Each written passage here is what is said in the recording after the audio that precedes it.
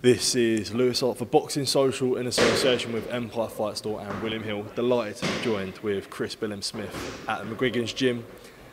We're not far away at all now. What you dreamed of, the aim, the goal, it's almost there. Not only the world title shot, but the stadium fight as well. First of all, on a personal level, how are you, mate? Yeah, really good, in a really good place. On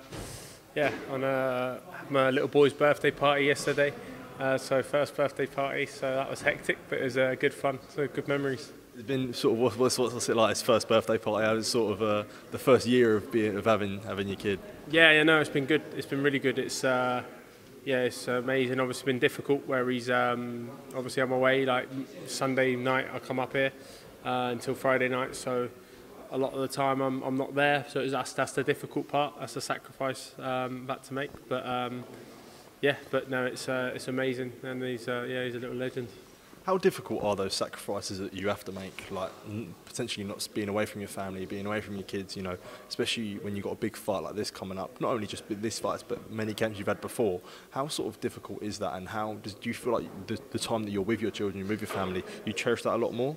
Yeah, for sure, definitely. You know, on the weekends, you got to be present, and I'm up on my week in the flat on my own, in the evenings and stuff, and you know, he's gone to bed, so we've got obviously got like a group chat on WhatsApp where we've got pictures of him. So sometimes just scrolling through videos and pictures of him, which is nice to have those memories. But it's difficult. It's the only sacrifice I think I make. I see as a sacrifice. Anything else, you know, the drinking, the food, anything like that, you're getting better as a person, as an athlete. So. It's not a sacrifice because you're getting something out of it, but being away from family definitely is. Do you feel like it gives you more to fight for in a way, would you say? Absolutely, yeah. It just gives you clarity, really, on life, and I think that's the biggest thing. Yeah, definitely. So we'll talk about the big fight. I mean, if people in the UK don't know already, this is what you sort of dream for. Not only, you know, do you feel like you're getting two dreams in one in a way? You're getting the world title shot, but you're also getting the stadium fight as well. This is what you always sort of dreamed of? Yeah, exactly, and that's exactly it. It's been key to get the world title over the line, and we have now. Over the moon that we got it, and it's absolutely everything I've ever dreamed of. How would you say your training camp would be, and how do you find it hard to prepare for a fight like this, where you do more of the same stuff, but would you say it's a lot more mental things, like preparing yourself for the world title shot, preparing for Okolie? You don't prepare for the belt. You just prepare for the opponent, and I think you got to do that more in this sport than any other sport, because it's not the occasion doesn't matter. You just got to prepare for the opponent. Sometimes you get weak champions, sometimes you get really good champions. So you just got to prepare for the opponent either way, because this sport's about winning. There's no second place. There's no you don't get anything for that. So everything's about winning. So just focus on the task at hand. And that's all I've been doing. Well, you know, you just mentioned your opponent there, Lawrence Okolie, someone that's very familiar to these ropes, someone that's very familiar to you. When this fight got offered to you, was it a hard thing for you to sort of take? I know you take the fight anyway, but was it hard for you where someone that's Lawrence, that you know you had a relationship with him? No, look, we came up with the idea. So it was me, Shane, and Jake. We were on a call, and we were trying the other champions, and they were proving difficult. So we said, what about Lawrence before his last fight? And we thought that he's going to get rid of David Light in a few rounds, and obviously he didn't in the end. But it's we asked for the fight, so yeah, we were, and then he said, you know, he was up for it, so it made perfect sense, and I just had a smile on my face ever since. To be honest, I'm buzzing with the opponent and the opportunity. Do you feel more confident fighting someone like Lawrence, someone that you've shared many rounds with? Yeah, absolutely. Yeah, I a lot more. There's less of a fear of unknown, you know. Not that you have a fear going into a ring as such, but it's there's less.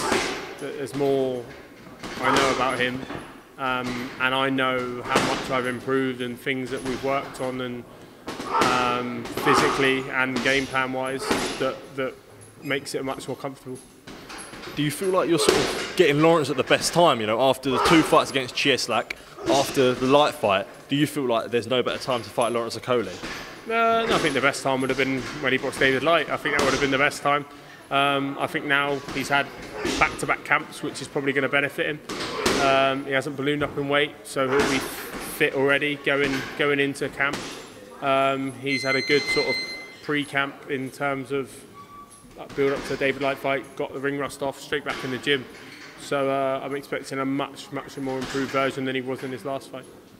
When you made your pro debut, you know, you always have the dream. You're a Bournemouth fan. You know, you've been going through the terraces. When you first made your pro debut, is this something that is this like a pinch yourself moment for you? Could you imagine that you'd be here after a professional debut and the experience that you've had in your career?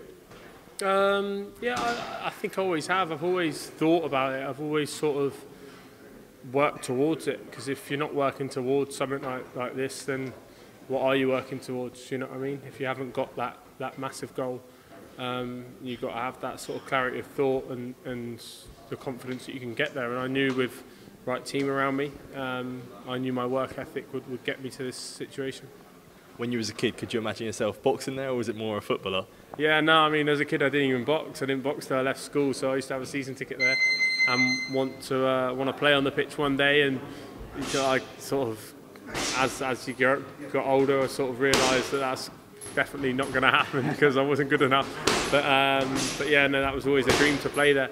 But so yeah, to be boxing there is a dream come true. Who was your sort of favourite players going up from Bournemouth? I mean, obviously Steve Fletcher, he was the legend. He's got the North Stands named after him now, the Steve Fletcher stand. So I was there, I was a mascot, his testimonial. So yeah, it's... You've got a photo of that, surely? Yeah, I'm sure there is some in the archive somewhere. And then, yeah, we had like Brian Stock, who was a good free kick taker. We had James Hayter, Eddie Howe used to play for us as well.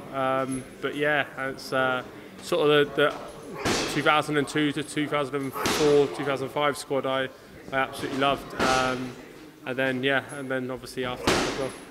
I'm a Gillingham fan, and you know, for a couple of years we were sort of competing, but it's a little bit different now. And I'm sure, you know, if Bournemouth stay up and then you get the win, it's sort of a perfect weekend, isn't it? Yeah, that's it. Well, we're safe now. So yeah, Everton lost yesterday, so we're safe. So Gary O'Neill and the boys have done their job. Now it's down to me. I mean, could we get any? Do you think? I know they're away on the final day, but is there any plans? Maybe they might have a quick trip down to watch you fight. No, I don't think so. I don't. You know, professional athletes at the end of the day, maybe a few lads that are injured might stay back and fly up on the next day. But no, I think the lads that are playing will be they'll be up in Liverpool already. Have you had much spoken to any of the players or much messages from them, or even the gaffer, Gary or anyone like that? No, I speak to a couple of players now and again on Insta and stuff, but not really about anything much, than just sort of congratulating them on goals or whatever it may be.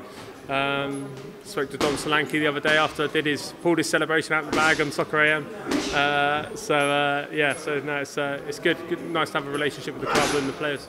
Chris, thank you for your time, mate, and I'm sure I'll see you next week at your fight, but best of luck, mate. Thank you. Cheers, mate. Thanks.